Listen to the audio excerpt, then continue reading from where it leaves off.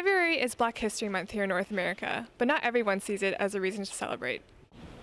It doesn't do what people think it's doing.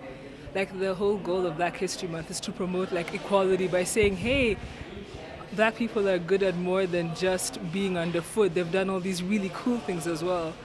But I think if you're trying to promote equality, instead of sanctioning off or like sectioning off this 1 month where you have trivia, if you want people to really learn about Black history on an equal playing field, why don't you include it in the curriculum so it's studied all the time? Oh, well, I think it's good. I'm all for anything that kind of that really highlights, just any kind of struggle that people are going for.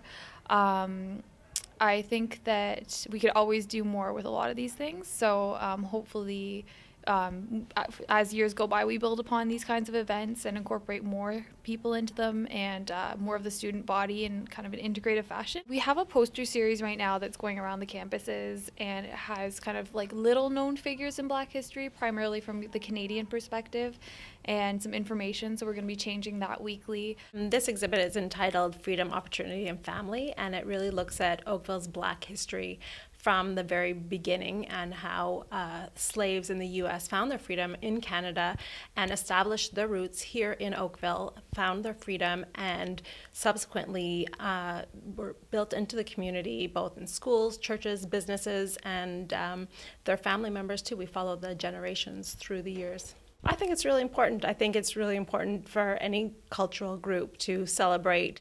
People are often really astonished that Oakville has such a rich Black history, so we want to celebrate the Black heritage as well as how important it was to Oakville's history. And just the kind of attention it draws is always puts it in comparison with them being underfoot. That's what I don't like about it. So it'll always be, hey, remember what they did. It's like patronizing almost. I come here and I'm just like, it's another part of Canadian culture. Like, for me, it's not even a Black thing, it's a Canadian thing.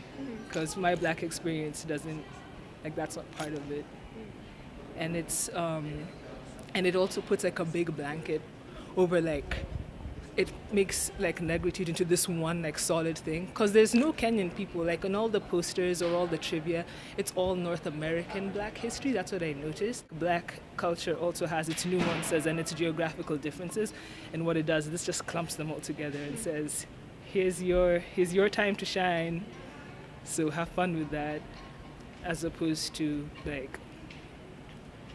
respecting it the same way Canadians give respect to their own history.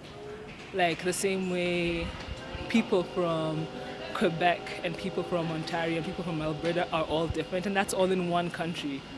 Can you imagine the diversities between Black people and cultural stuff as well? So clumping them all, they can all just express themselves and celebrate their legacy on 1 month.